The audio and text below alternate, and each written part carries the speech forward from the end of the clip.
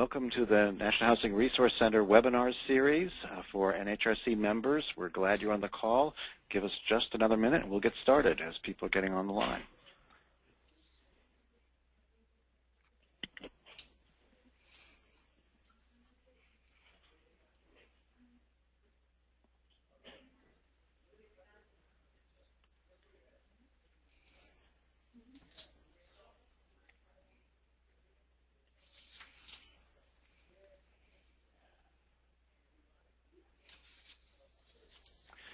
Well, we're very glad that you have joined us. This is the National Housing Resource Center webinar series that we're doing for NHRC members.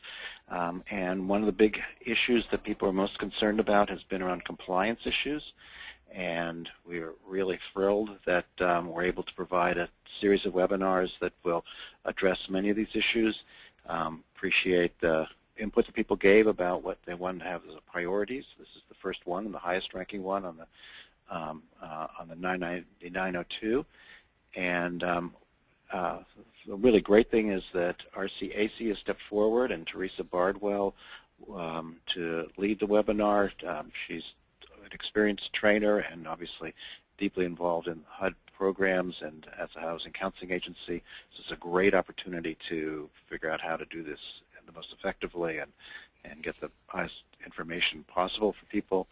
And Lorraine Grizkavage-Frisbee is joining us as well from HUD to help give us HUD's perspective on things and also make sure we get all the details that we need on this. Rhonda Rivera won't be able to join us for this particular one, but will be with us in ones in the future. We're glad you're participating today, and this will be the first in a series. They will start, the rest will start in February. We'll get the calendar out to you. It'll be the first Wednesday in February of each month, and I think we've got 5 or 6 lined up after this. And again, these are open to your entire staff if you want to bring other people on your staff in as well, depending on what the subject is. But let me hand it over to, I should also say that Matthew Gaudreau is on the line as well, and he'll be handling questions and technical issues on the webinar, which we are often very helpful. So let me turn it over to Teresa. Welcome, and thank you so much for doing this. Well, thank you, Bruce. On behalf of RCAC, we appreciate NHRC offering to sponsor these for us, and also to HUD for their willingness to provide experts as we go through each of the different webinars. And since we do not have Rhonda with us today, she handles a lot of the HCS, the Housing Counseling System questions. And so if we do have questions that we're not able to answer during the broadcast today, I will do up a list and we'll have those provided to HUD, get answers, and then those will be sent out to attendees afterwards. So we just want you to know we're going to do our best job to answer your questions while you're here, but if we have something that we feel we can't give an accurate answer to, then we will get back to you on that. So let's go ahead and get started. And again, thank you to our supporters. So if I go back to the agenda for a minute, please. Great. So our goal today is to try and just briefly cover how to use the 9902. Hopefully most of you know that, but a refresher course is never a bad thing. And then we're going to go into the changes on the 9902 and how that will affect you as far as data collection and reporting. So as far as our agenda, we're going to look at, why do we have the 9902 and has it been changed? We're going to go ahead and then we'll go to the actual 9902 form and do a review of that. And please understand that we're working with technology that's good, but it's not perfect yet. So it may be a little slower when we get to the 9902 form, and you'll just have to kind of bear with us as we do that. We'll look at the changes. We'll come back and review a summary of the changes in the 9902. We're going to do a couple of scenario exercises so you can see how it works, and then we'll have questions and answers. And if you look on the right-hand column, you'll see there is a chat box. And as Bruce mentioned, Matthew has been excellent at helping get this set up and making it run smoothly. And so if you will just put your questions in the chat box, we'll be stopping periodically through the presentation to try and answer those questions for you. And Matthew will read those and we'll ask for Lorraine and Lorraine's expertise to get answers for you. So I think with that, we're ready to go ahead and start. And we have a polling question here. So the question is, which best describes how you feel about the new 9902? And you can go ahead and make your selection, please. The first one is the what, meaning you're really a newbie. The next one is I have a vague understanding. The third one is I am pretty good at preparing it. And then the fourth one is I understand and could teach it. So we just want to get a feel for who our audience is and whether or not you're comfortable with the 9902. We're not concerned about whether you know how to fill it out. Hopefully at the end of the presentation you'll have a much better idea how to do it. So how are we coming on the voting there, Matthew? Is it good? So we have a few people. We have 14% who really aren't very familiar with the form, and that's great. We're glad to have you here. We have, 75% that at least are somewhat familiar with it. There's nobody that's going to teach the class with me. Darn it, I was really hoping for that. But we do have a little over half that have a vague understanding and probably a little over a quarter that are good at preparing it. So that's very helpful as we go along. I appreciate your voting for us. So let's go ahead, and Matthew will bring us back to our PowerPoint here, and we're going to take a look then at the 9902 activity report. So why do you have to fill out the 9902? It's one of those forms that looks really easy, but there's a lot of detail to it when you get into it. Well, the first thing is it gives HUD usage information, so they can see what type of clients you're serving, what type of counseling you're providing, and in the past we started out with the logic model, which went away several years ago. The format change now is really to get outcomes since we don't have that logic model anymore. And so they're using that information internally, and also the next one's very critical, the next point. HUD needs information to take to Congress to get money approved, and THUD is where the funding comes from for Office of Housing Counseling, and they have a rough time getting things approved by Congress. And so the better the information is going to HUD, then the better they can go to Congress and say, here is why we desperately need this money. We've got people who need to be helped. So keep in mind that there's a really good end use for all the documentation that you're filling out. The third reason is that all HUD-approved agencies must complete the form even if you don't receive funds. And I've seen quite a few new agencies that didn't realize that, so keep in mind that even if you're not getting money from HUD, you still have to complete it on a quarterly basis. And then the last thing is, if for your intermediaries, RCAC happens to be an intermediary, it's very useful information for us because we can track how you're doing towards your projections and the type of clients you're seeing, the type of concerns you have. So at this point, I would like to turn it over to Lorraine, and she's going to give us a little explanation of why we have the changes on the 9902 form. Well, thank you very much, Teresa, and I want to thank you, RCAC and NHRC, for having this important broadcast, because this is probably the most important document we have to demonstrate to Congress how we use money they appropriate for the housing counseling program. And I actually started this project almost 3 years ago, where we looked at the current 9902 and the data that was being reported. And probably the one number that stuck out as most troublesome to us was the fact that you all remember on the old form you had some options of withdrew from counseling or other. We found out that up to 45% of the clients were put in those two categories on a national basis. And those two categories in no way reflected all the work that you had to do. Let's face it, every time you have a counseling session, you are conducting financial analysis, you're creating an action plan. And so one of the main reasons and the impetus behind revising the 9902 was to be able to better demonstrate to Congress and our other stakeholders, to indicate how important the work you do and how well it's accomplished. So that's the primary reason for revising it. So we could eliminate that option and you could better reflect the type of work you do. And as Teresa goes through the broadcast, you'll see how you have a lot more options now to better reflect the results of your housing counseling sessions and better descriptors for your education. So with that, I'm going to turn it back over to Teresa. Great, thank you so much. And I know this is probably how most of you feel as you are preparing your 9902 form.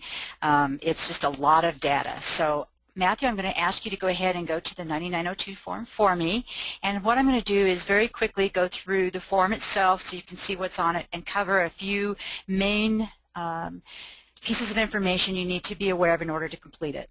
So if you look at section 1, that's your agency name, and if you have a parent, an intermediary that you work with, and their name would go on there as well. And that if it's a dark grayed area, it means that you cannot change the information in that.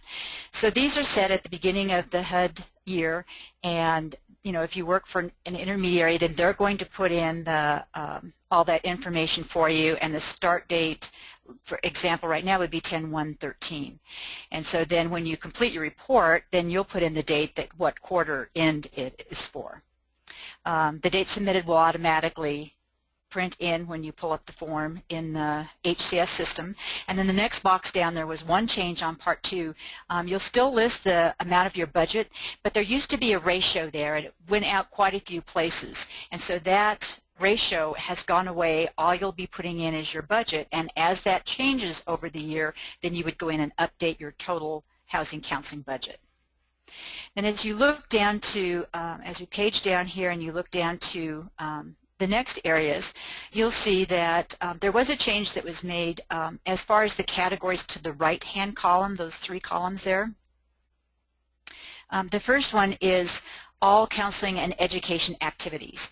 And that's the information that right now your CMS system, client management system, typically HCO or Counselor Max, is supposed to electronically send to this document. We do have a few cases where that doesn't always happen. In that case, you need to let your point of contact at HUD know, and then do the best you can working with the particular program technical assistance to get it taken care of. We're having better luck now with HCO getting those to send. I know that was more problematic than Counselor Max, but you do need to be set up and work on that so that everything goes in here. And this is your all counsel and activities. So it could be if you're offering NFMC, they have to meet all of the HUD requirements. So if you're doing an FMC, that's a requirement. So those numbers would be counted here, but the NFMC clients would never be funded by HUD given the current contracts and the current grants. So the information will automatically come in over here.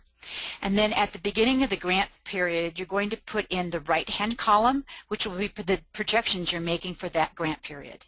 And so we're going to have an opportunity now to compare the actuals against the projections that you have.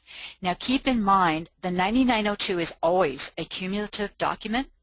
So when you're doing draws on a quarterly basis, you'll do a client list that's based on just that draw for HUD. And we're not going to get into that piece today.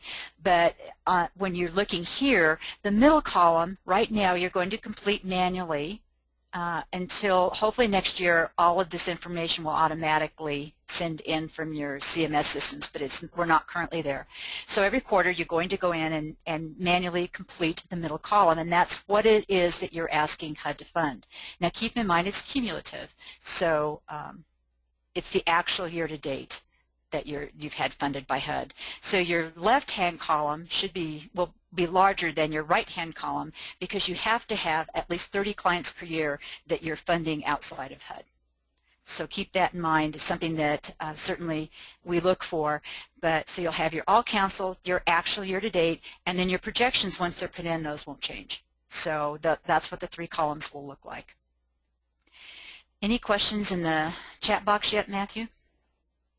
No, we don't have any yet. Good. We'll keep cruising along. This is Lorraine. I just want to make one comment on, in case folks are having problems, it's very important that you try to complete the form. Give yourself at least a week before our due date, because if you're having problems and you alert your HUD point of contact that you're having issues, we can try to resolve them to make sure it's not shown up as a late report. So that's really critical to start ahead as early as possible. Thank you. That's an excellent suggestion, Lorraine. I'm glad you brought that up. The other thing is the HCS system. There's a lot of users on it, and so when the reports are due, it really gets bogged down, and that's when your problems are going to happen. So I agree with Lorraine. The earlier you can get your reports entered and get them in, the better. And if you really have a problem and you work with an intermediary, it's possible they may be able to enter that information for you manually. That's not always the case, so don't depend on that. But certainly also work not only with your POC but also with your intermediary if you have one.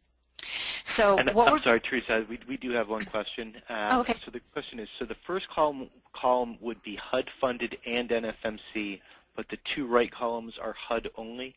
Correct. The all council may be just HUD if you don't have any other grants, but anybody that you're doing a full HUD counseling on can be counted in that category. So that would include NFMC, and if you have other programs where you still follow that same HUD format, they could be included. And keep in mind when HUD comes out, they do have the right to look at files for anybody in that all counseled category. And what they're looking for there is just to make sure that it wasn't paid by NFMC and by HUD. So they're not going to do an in-depth review that they would do for a HUD client, but they do have the right to look at those files. I think it's just important to know that before you put those in there. So let's move on. We're going to look at the next section here is the ethnicity, and so on your intake form or as part of your process, you should be finding out whether your groups are Hispanic, not Hispanic, or chose not to respond. HUD has suggested in the past that it's best to, it's best to not look at your client and try to decide. Either have them give the response to you, or you would need to just put down they chose not to respond. And then we notice a lot of times Latino can be used interchangeably with Hispanic, but we've noticed a lot of times Hispanic or Latino will consider that their race as well. And so you may have them choose Hispanic and then say, well, that is my race, and so then you would just chose not to respond. The additional categories below are the race, number 4, and you can see we have single race and multi-race. And then the last selection is chose not to respond. So based on what they tell you, you'll put a selection in there for each service by household, and I'm going to get into that in the second page.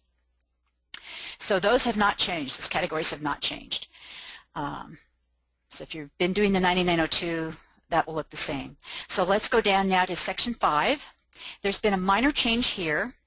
If you look at Section 5, you'll see that the income categories have changed. We now have additional income categories. So we go to the below 30% and below of area median income, 30 to 49 and 50 to 79. Those are different categories than we had before. And so then the 50 to 79 has changed as well. 80 to 100 and above 100 are the same. So just keep in mind that when you go into your CMS system, it will compute that for you, but the categories when you do it on your reporting have changed. That one's still pretty easy. The next one is Area 6. This is a new category, and that one is whether or not people live in a rural area. We're using the USDA definition of rural that changed October 1st, 2014 this year, and 35,000 or less is considered rural. And so I'm going to later on give you a link on how to go in and check that. For the above things, HUD has asked if you have, like, let's say for example you have a multiracial couple that are in. They're one household. You only get to count one race. Most of the CMS systems are set so that whoever you put in as the primary applicant, the information will automatically transfer over for that person into the report for HUD. So be sure that you have a consistent process in your agency on how you're going to make that decision. But you can only report one on the systems as they are now, so have a standard policy on how you're going to do that. So as you look at the rural area status, the best thing I could recommend at this point would be to just look up each address and confirm whether or not it is rural. You can have it on your intake form, but people are not always aware of what the definition is, and so the best policy there would be to check it. And as I said, I will give you that information on how to do that. Number 7 is another new category, and that's whether or not the household is LEP or Limited English Proficient. And so you're going to be working with your client, and again, it's something you probably want to have on the intake form, but if they put yes, they're English proficient, and you're talking to them and showing them documents and it's obvious they're not understanding, then you'd want to stop at that point, get a translator, and then as far as reporting, you would want to report that they are Limited English Proficient. So again, the advice that I've had from HUD is to go ahead and, based on what you're seeing with your client, answer that question. So because we've kind of covered those initial categories, are there any questions in the chat box at this point, Matthew? No. Oh, I'm sorry. One just came up. CMSs will be looking up the rural designation, or does the counselor need to do it via the web? My understanding is that the counselor is going to have to do it on the web. I've not heard that the CMS systems will do that.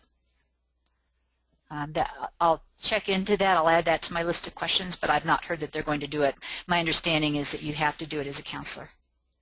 Great, thanks. That's all the questions for now. All right. Let's go ahead, and now we get into the fun part where the real changes happen. So as we look at the next section, 8, is what used to be number 6, the workshops. And this category has not changed a lot.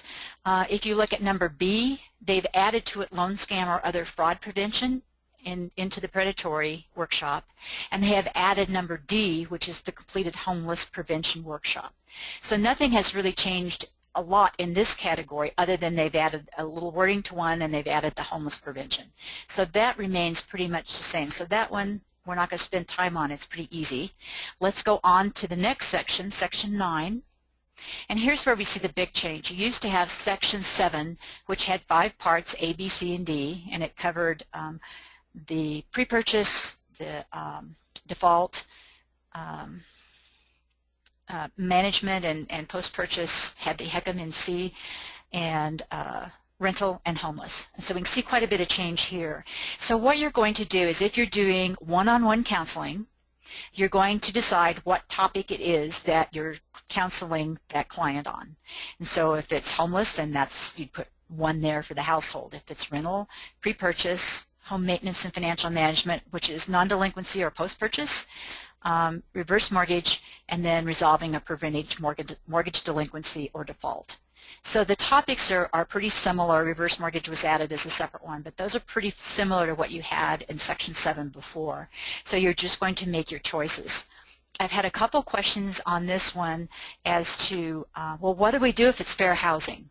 I don't see fair housing listed in there. So what you'll do if it's a fair housing, you'll say, okay, well, I'm counseling this couple on rental topics, and that's where the fair housing issue came in. So you'll report that fair housing under rental topics. So you just decide where it best fits into the counseling that you're doing. The second question I've had is, well, our agency does financial coaching, and it's not post-purchase, so where do we put it? So then you would make the decision on, what is it that the client is trying to accomplish, and that is where you would put the counseling at that point. So if you have somebody that is trying to do financial coaching because they want to purchase a house down the road or they want to get a better apartment, then you would make those selections. So the first one would be pre-purchase and the second one would be rental. So that it's still a little tricky from that standpoint, but I think as we work with it, it'll get easier. Lorraine, I may call on you at that point and see if you have any additions to that. Yeah, I just want one comment. I really want to reinforce the comment that you made about the financial or budget analysis.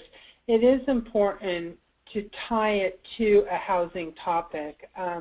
Let's say, for example, that they are in rental, then you would definitely currently in rental. So are they wanting to maintain that housing, or are they looking at pre-purchase down the line?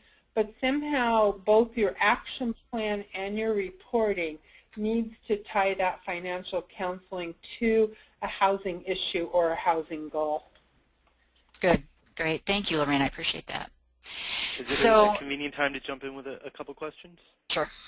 Yep. All right. First is whether there can be more than one purpose selected. How you would handle that, that's what I was going to get to next, so great transition there, and then I'll go back to the other question.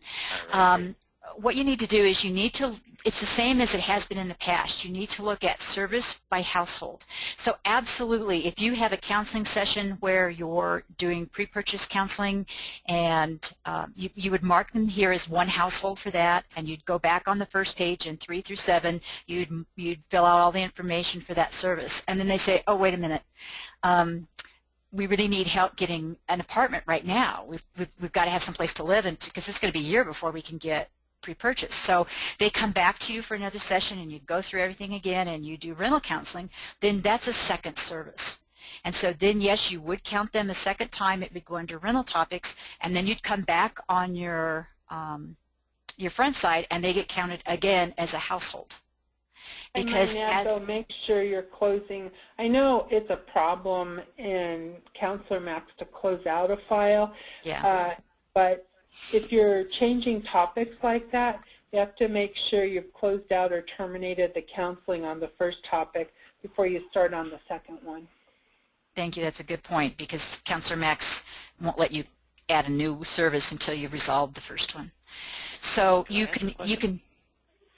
Yeah, can I just fill in just a little bit, and then I'll go to yours, Bruce. So you want to make sure that you're looking at it by household and that you're looking at it by service. So when you're all done with your 9902 report, 3 is going to have the same total as 4, as 5, as 6, and in 7. So if you had 2 under 3 as your total, it'd be 2 for 4, 5, 6, and 7. And 2 has to equal 8 plus 9. So if it was 2 services here, then you'd see they have to match. So it used to be that it was, it had to equal 6 plus 7. Well, 10 is not going to be counted in that category at all. These are outcomes, and they don't necessarily match what's above. So keep in mind that 3 through 7 has to equal 8 plus 9. Okay, Bruce, go for it. So going back to the educational workshop category. Yes. So we've had presentations now from Framework and eHome on our leaders calls. And so these are educational programs that are done essentially one-on-one, so not in a workshop context, but they're done online. Do they get listed? It's really not a workshop. Do they get listed there, or how do we handle those? How should we handle this? Lorraine, I'm going to pass this one off to you. And that's a real challenge in terms of online education. And when we addressed online education a couple of years ago, we said they could be counted towards your services as long as you were collecting the same information that you would have in your group education files. In other words, you would need to have some demographic information of the client. Did the client complete an online disclosure that the online education provider had? And as long as you have collected the demographic information, so with the changes in the FY15 and the 9902, you're going to have to check with the online education providers and make sure they're also collecting the LEP questions, that they include that. And some of the agencies we visited, and we asked them how do they handle creating group education files. They'll go and they will choose a calendar day, especially if they're recording the data in their client management system. And all clients that they've had, for example, in August, they would choose a date, August 15th, and set them up in their client management system as August 15th, and then include all the demographics in that. That's acceptable. That's easier than counting each day where a client has completed an online workshop. But the important thing to remember, however you do it, when your HUD point of contact comes out for a review, explain to them this is how you're maintaining your records for group education. And as long as you're collecting the same information as if you were actually conducting the workshop yourself, you can count those clients. Great, thank you. I think that was a good explanation. And I also wanted to just mention, too, that if you're doing online workshops, you need to make sure that it meets the HUD guidelines before you count it in there. HUD does not approve internet education, so if somebody says they're HUD approved, they're not. HUD's just not doing that yet. And so somebody that's like an eHome America, they've been reviewed by HUD. The course meets the HUD requirements for pre-purchase, and so from that standpoint it's fine. So you just need to make sure that they're covering the topics that needed to be covered, and as Lorraine said, that you're gathering the information, the demographic information. So if you have that, then you can count them as a workshop. And then when we're going to go to the next, I'll answer questions and then that'll lead into the next section. So Matthew, other questions you have there? Yeah, we actually have a bunch. So just following up on the previous question about whether you can have more than one purpose. Just following up, so the complete form needs to be filled out again for each purpose, or can you select more than one purpose for one household? It depends on the system that you're using as to how you would record the information. I mean, they don't need to fill out a new intake form, as long as it's within the same time frame. But we want to make sure that there's been a full counseling session on that. We're going to look at the notes and make sure that you didn't just spend 10 minutes out of the pre-purchase doing rental housing. It needs to really be a counseling session where you've looked at the budget and see how does it impact the rental that they want to do. So it has to be a complete session in order to count it there. But you don't have to completely redo the intake information. How you record it in your CMS system depends on which system you have, and we're not going to try and get into that today. Okay. Are these answers not automatically posted when the employment information is completed in the 9902 on HCO? So I guess it's just whether this needs to be manually input, or if it's not, whether it's automatically. This will be a question that once it will be input into your system, the type of counseling, and so it should automatically pull the numbers forward for you. Okay. Does financial management under D not include financial education? Or does it include? It depends. It's considered a post-purchase non-delinquency. So D is designed for home maintenance and financial management for homeowners. So they already own the home, and that's where you'd plug those people in. Where it becomes a question is, well, I'm not a homeowner yet, but I'm getting financial literacy, financial education, where does it go? And that's where I said you need to pick the topic of what they're trying to achieve is where you would put it. So if it's rental, or if it's pre-purchase, or maybe they're homeless and they're just trying to get their feet back underneath them, then you'd have to decide which other category it goes on. D is just for post-purchase. Great. When you're doing the projections for this, is it for the quarter or cumulative? It's for the year. The projections will be for the year, and so your projections should already be in there for this grant. And what you're going to be looking at each quarter is it helps you see, oh, well, I had, under homeless assistance, I was going to help 50 people and I've only got one. That means I'm going to have to make sure the rest of the year, if I'm going to meet my projections, that maybe I'm going to do some outreach. So it kind of helps you manage the program. That's the reason for the projections. Great. And I think we've addressed what if the client changes category during the counseling process. I think you've covered pretty well. Good. So specifically for foreclosure prevention clients, the score is resolving or preventing mortgage delinquency or default. Correct. But the impact/scope is listed as past tense, but often these are long-term clients, so we cannot definitely list they got mortgage modified. Oh, so that might be jumping ahead. Yeah, it's jumping ahead. I'll get into that one. If I don't answer Okay. the question, I'll leave that one on. We'll go back to it. Yeah. We good? No, we've got some more. Okay. If you close the case for pre-purchase to satisfy the purpose and then do rental and counseling, do you open a new case with a different HUD number? You know, I am not going to get into the system questions. Okay. We just don't have the time to do it, and I'm not very good at Counselor Max, so I don't want to give out an incorrect answer. I'm pretty good at HCO. Right. So I'm going to refer those questions back to the help desk of the particular one, or shoot me an email afterwards. I'm not good at CMAX. I'm not the person to ask on that, but if you have HCO, I might be able to answer a question for you. But we just get too much into to detail. So. And I don't know if you or Lorraine wants to get into this quickly. We did have a few more people ask for kind of follow-up and clarification again on the eHome stuff. Maybe we'll save that if we have some time at the end. We can. Let's save that to the end. Good idea. Let's save it, yeah. Okay, great. All I'll right, make a note that's so I all don't we've got for now. Okay, Alrighty. thank you. All right, so now we're going to get into the really fun part. So this is the piece that's really new in the 9902. And as Lorraine said, you know, part of the reason that we have this is, one, we lost the logic model, and so we don't have outcomes, you know, on the last 9902 form we had. And HUD really needs to know what outcomes are rather than other, because they have to go to Congress and ask for money for us. And so that was part of the reason for having this designed this way. So for workshops, there is only one potential outcome that you will have. You normally would not put an outcome for workshops. The only time you do is A. If you have someone that did a workshop with you and got one-on-one counseling, then you would put them in that category.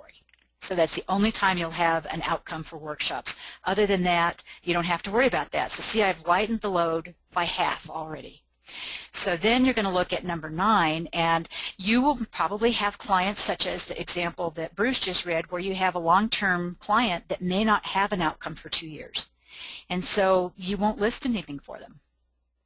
If they truly have no outcome, then you just wait. And if you wind up not continuing counseling with them, then and they go over a year, you only carry over the clients that you're still counseling. And so when you have counseling sessions with them, so it could be that, you know, you're still counseling them, you meet, you do your follow-up, you meet with them once a month, whether it's by phone or whatever. So you're doing your counseling session, and it's a sufficient session, you can count it, and then you find out what the resolution is, then you would add it at the time that you find out. But if you had quit counseling them and you weren't doing follow-up any longer, then you wouldn't carry them into the next year, and then you wouldn't be adding that outcome as you found out. So hopefully, as I go through, knowing that, it'll make sense, it'll start to gel for you. So keep in mind that we're going to kind of go through these fairly quickly, and then I'm sure there'll be questions at the end. So B is, and let me make one other comment before I start down. This is a new process and a new way of doing it, and so HUD doesn't have as much direction at this point as they probably will later, because they need to see how it works for you. They could put something out there that's just really, you know, set in stone, and then if there's no flexibility, it makes it very hard to use. So I think what we're trying to do this first quarter, particularly in the first year, is to use it and see how it's working. It may need to be tweaked down the road, but we need to use it a little bit first and find out. So I think HUD's going to be a little more flexible as we're trying to figure out what works with it. So the critical thing here is to make sure that in your counselor notes, you're putting why that particular outcome was selected. You need to have your reasoning behind it. So you might choose one over another, and it's kind of like the past 9902. There were different choices you could make, but the choice, you know, you made your choice, and then you backed it up with your facts why you chose it. This is going to be the same way. So it's really important that you put in your notes why it is that you feel that outcome was achieved. So as I said, A is going to be if they had one-on-one and group, then you'd select that one. B is going to be households that received information on fair housing, fair lending, or accessibility. And again, that's going to tie to whatever reason they came in for counseling. It's not going to just be fair housing counseling. It'll tie with some other type. So if you've helped them with that, then you would count that. C is one that I would hope most of your clients would have as an outcome, and that's that you've gone through and developed a sustainable household budget through provision of financial management and our budget services. So if you've done your job on the budget analysis, it would seem that this would be an outcome because you've helped develop a sustainable budget. And so I would hope that most of you would see 10C as an outcome when you finish your counseling session, because you've got to have that financial information to help them resolve their housing problem. So C is one. Go ahead, Lorraine. I want to add, you know, if you're selecting C, and we come out and we take a look at your housing counseling files and your notes, and all we see is a client completed the budget form, and then you made a couple of notes in pencil on the side. I don't think that that's sufficient that you developed a sustainable household budget. Like Teresa said, it's important that you put in your notes, we discussed the budget, the counselor made recommendations to adjust spending, to increase disposable cash or something, some kind of notes that indicated, Teresa's right on point there, that if you're selecting C, you're letting us know you really spent some time and effort explaining how the client could improve their budget. And along with that, you should be able to provide back to the client the sustainable budget. So you're going to take their budget, you're going to have a column where you can make changes, and then they can see at the end that they've agreed to cut the spending or increase income here, and so you're going to give them back that budget, and that's additional proof that you've done that analysis. So thank you, Lorraine. I appreciate that. So the next one we look at is that they improved their financial capacity. We can see that they took that financial plan and they went out and they actually did something with it. They increased their income, they decreased their debt load, or increased their credit score, and that's something that if you're doing continued follow-up with your client, you could be checking those things and finding that out down the road. So that would be one that I think would be pretty easy to get that information as long as you're continuing counseling with them. The next one, E, is they've gained access to resources that help them improve their situation. So maybe you help them get down payment assistance, rental assistance, utility, you refer them out to things that help them with gain resources. And those are housing type of things. Then F is non-housing. So let's say that they needed SNAP, food assistance or legal services or things that are not really housing related but will help in their financial situation, then you would select F. And so part of this is setting up your client so that when you do your follow-up, you're getting this information so that when you go to do your notes, you can say, yes, here we know they reached F because they did go see that pro bono attorney we referred them to and their case is in process, or that they did apply and get SNAP for food stamps. So, whatever the situation is, you've got a way of following up with them to get that information so you can prove that it was done. And as I said, the notes are going to be very critical here. G is that homeless or potentially homeless households obtain temporary or permanent housing. That's very similar to what we had before. H is that rental counseling, that they received rental counseling and avoided eviction. And so if you find out that a family, rental I think is tougher. Sometimes we don't hear back from them. So try to set up a way ahead of time that you'll hear back. If you're able to avoid that eviction, please let us know because it helps us get funding to help others in the same situation. So, let your clients know you need that information. And then I would be if they received rental counseling and improved their living conditions. I think that's one that's a little bit harder. And so what do you consider improved living conditions? Well, that's going to be the counselor's choice on, I think that they improved living conditions and here's why. And so you put that they were able to move to a rental unit that was closer to work and school. Maybe that's how you made that decision. So that's where you're really going to put into your notes because HUD needs to know what your thinking was there, and I think that's where it's going to help HUD down the road in seeing how this is working. J is that they receive pre-purchase home buying counseling and purchased a home. So you may not know that one for a while. Again, it's trying to capture that information. So if you can let them know, if you're not in a scenario where you're providing down payment assistance, ask them if they can send you the HUD one or just let you know that they purchased. Or do follow-up surveys where you're capturing that information. That's where you're going to get the outcomes on these types of clients. The next one is K, and they received reverse mortgage or, after HECM counseling. And so what do you do if you did HECM counseling and they didn't decided not to do the reverse mortgage? We attached to the link that went out the FAQs that were from the September 16th, 9902 HUD webinar. And so what it states in there is you might look at E or F. 10E or F if they had HUCM counseling and decided not to do it. So that would be gained access to resources, housing or non-housing. And so you could use that as an outcome. So I just wanted to bring that one up because it's a question I've had already.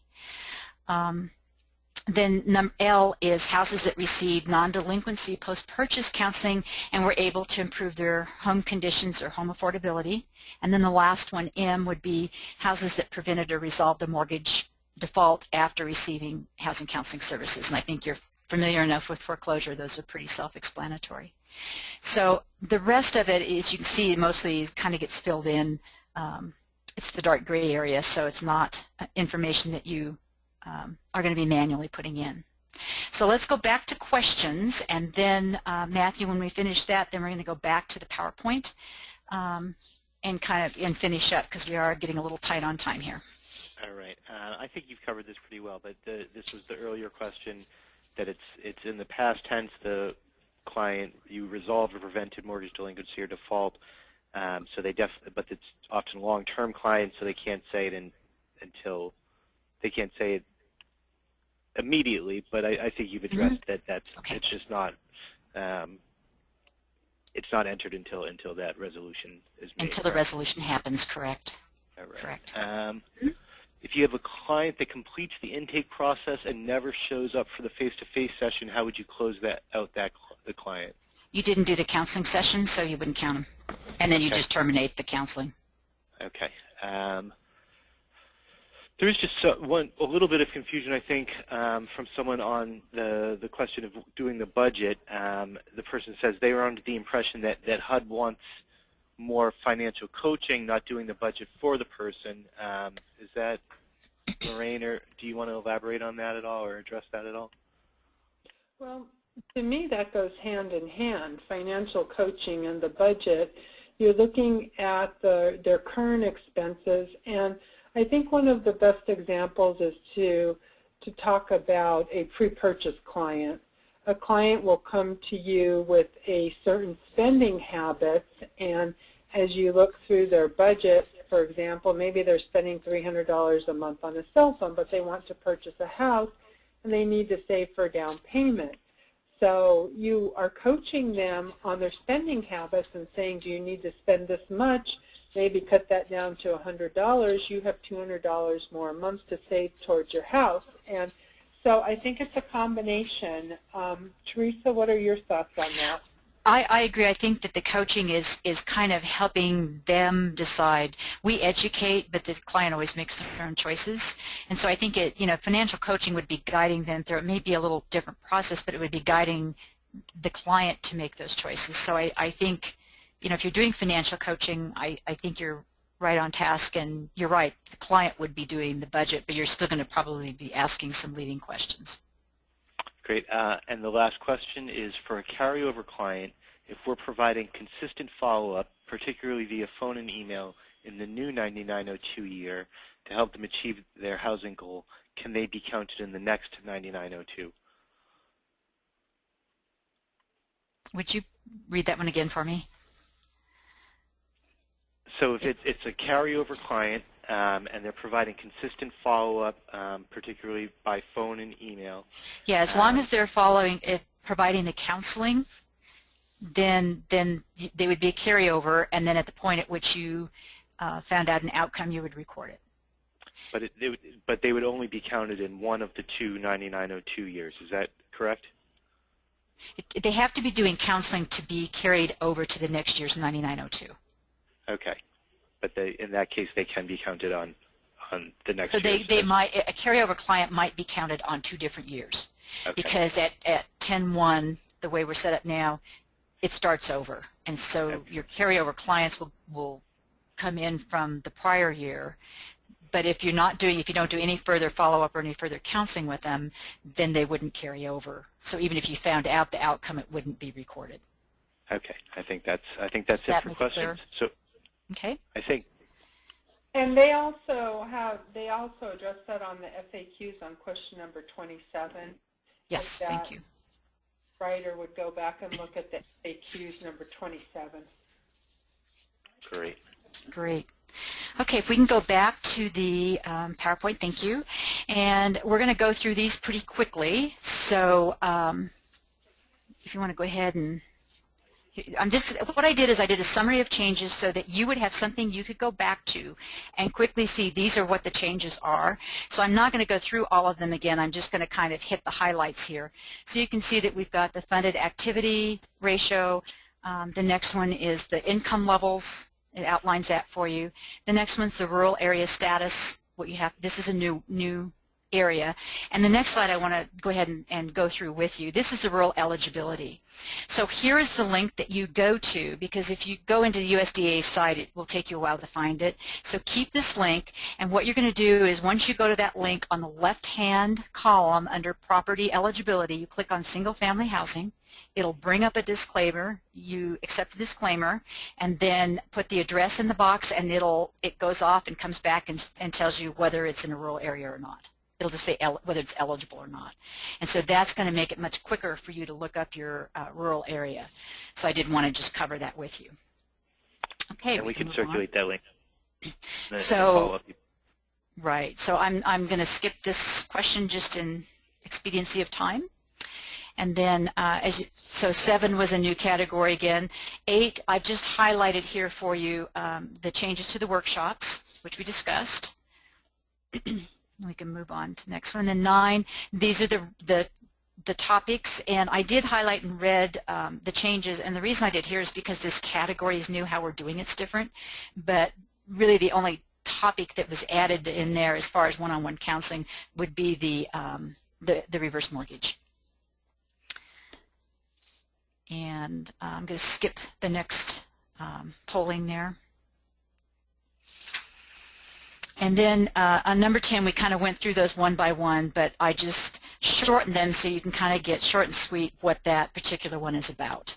So you can read through those. It's just a review of what we just covered on the new outcomes. So we can go ahead and go. So I'd like to get to the rental scenario. We want to make sure that you know how to use this 9902. So James and Julie come to you for help in locating an apartment.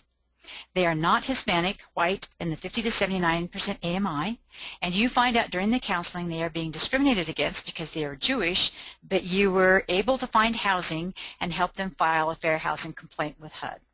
So what we want to do is we need to decide how are we going to count them. So James and Julie are looking for one apartment, so it's one household. Even though it's 2 individuals, it's one household. So let's go ahead, and if you want to go to the next page, I'll give you the answers and we'll go over why we came up with those. So under 3, did they tell us they were Hispanic or not Hispanic? It says that they are not, so we would count 1 under not Hispanic, which is 3B. At the race, they told us they're white, so under 4E, we would count 1. They did tell us their income level. It's 50 to 79, so under number 5, we count 1 under 5C. 6, we looked up their address, and it says they do not live in a rural area, so we would put 6B. 7, we're talking, they put on their intake form that they're fine with English, and talking to them, they seem to understand and read it, so 7B, they're not LEP. Then they didn't take a workshop from us. They did one-on-one counseling, and the topic that they were in for was 9B, because it was rental. And then as we looked down, we felt that there might be some outcomes. I put 10B because we had fair housing issues, and they were able to help them file a complaint, so I think B would definitely be an outcome. It did say that they were able to improve their living conditions. We helped them find an apartment after our counseling, so 10I. And then there's another one on here that I might have forgotten that probably you would want to put on here if you'd done a good counseling job. If you'd like to just put in the chat box, and maybe Matthew can read out as those come in what you think the one I forgot to put in might be.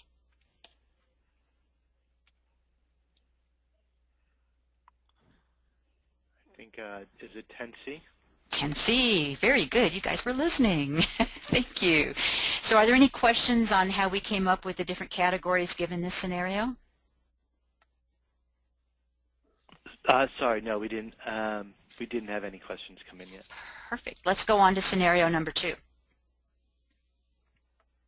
So we have Roberto and Araceli take your financial literacy workshop, and it was at your agency, and then they came back to you for one-on-one counseling. They hope to purchase a home in the near future. They're Hispanic, 30 to 49% AMI, and have difficulty with English. So let's take a look at the next slide on how we might answer those. So we know that they're Hispanic, so we would count one household. Again, even though it's 2 people, it's one household because they're there for the same reason. So under 3A, we count 1. We didn't see anything in there on their race, so we would put 1 under 4K because they chose not to respond on that one. We do know their income level was 5B because it was 30 to 49%. On the rural area, they weren't sure, and so we looked it up and we found out that they are in a rural area, so we put 6A. And then under 7, they definitely appeared to be limited English proficiency. We're using our bilingual counselor to help them, and so they're 7A. Then under the workshops, we know that they completed a financial literacy workshop with us, so that would be 8A. And then under number 9, they're looking at pre-purchase, so we would use the one-on-one would be 9C. And then we had a couple of impacts here, I think, or outcomes. We know that this is the case where they would get 10A for the workshop because they attended both the workshop and one-on-one. And then 10C, the financial, they did a really good job on the financial budget piece, and so we would count 10C in there. And so are people getting, hopefully you're getting a better feel for how this all works. And we're going to continue to the next one. We're going to add another little twist in here. Roberto and Araceli continue counseling, and they are able to purchase a home using down payment assistance. And that happened in the same year that you counseled them. So let's go to the next slide. And we can see that they you might have 2 additional outcomes for that year that you would add, and you'd add in your notes for 10E. Because of your counseling, they were assisted with getting down payment assistance. And then 10J, due to your counseling, they were able to purchase a home. And so hopefully that gives you a little sample feeling of how it works as you go through. I'm going to go ahead then and open it up for additional questions. I think we're pretty close to time here. Lorraine, did you have any additional comments that you wanted to make before we go to the balance of Q&A? No, I think you did an outstanding job, Teresa. Thank you. Thank you. Thank you for your assistance. I appreciate it. So, Bruce, additional questions? Well, I think this is excellent. I think you've done a great job here. Okay. Do we need to go over any more on, we had tabled the e-home to the end? Just jump in. So just one question that's come in. I don't know whether or not you can answer it, but it's whether the intermediate, whether Section 1 or 2 are auto-populated, if those need to be. Section 1 and 2 are auto-populated at the time that the grants are done, and so as an agency, the intermediaries take care of that. As an agency, you wouldn't have to worry about it. If you don't have an intermediary, then HUD will put in the agency name. Great. So in either case, it's taken care of. If you and or Lorraine want to just go back to there's a lot of, this always gets a lot of attention whenever it comes up, the question of the e-home and I'm going to forget the name of the other, but if you Framework. Framework. Yeah. So we can definitely try. So what are the additional questions people have on I think internet education? There's just a lot of question on, I think, on the HUD approved kind of distinction between what HUD approves of and doesn't, and the distinction, I guess, between HUD approving or the curriculum meeting the HUD criteria, but those outfits not being let me address that. Basically, HUD does not currently approve any type of education coursework, whether it be online or group education that you offer. really the critical component when you're going to offer education is what have you included in your work plan. So, for example, if you want your clients to take online education through, and I'm just using eHome America as an example, it's not an endorsement, I want to say that up front. Let's say that you know what their curriculum is. You need to specify in your work plan that we are going to use eHome America and we are going to cover these topics and give a short summary of that. And that was the same thing we would expect you to have in your housing counseling work plan if you were going to yourself offer group education, and perhaps you're going to do both.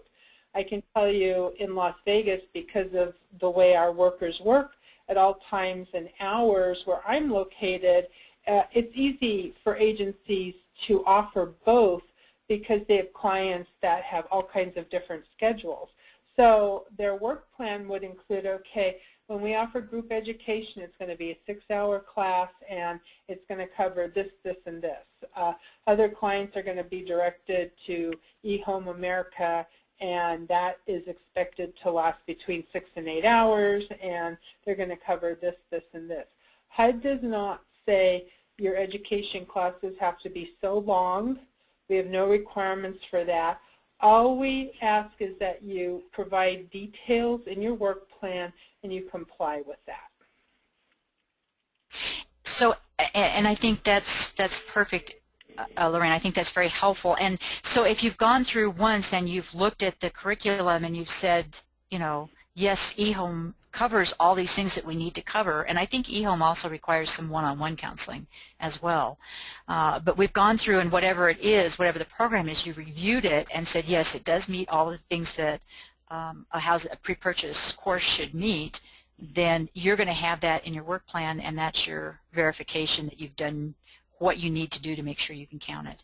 And then you can provide the demographics and whatever when HUD comes in to do their audit. Exactly. And if you create a group education file, you should have a synopsis of their curriculum so that, you know, all the clients for the month that took eHome America, you've created that August folder, and you've included a synopsis of the eHome America or whatever online education syllabus of their course. And so you're meeting HUD's record-keeping requirements.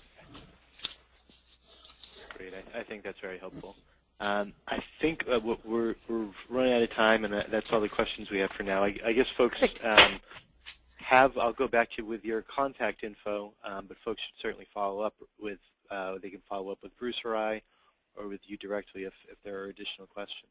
Absolutely, we'd be happy to answer those for them. So thank you, everybody. It's a lot of information in a short amount of time, so we appreciate your questions. You had very good questions, and hopefully it was helpful for all of you. And thank you, Bruce and Lorraine. Thank you very much, Teresa and Lorraine, for doing it. Sure thing. Thank you. All right. All right, bye. Bye.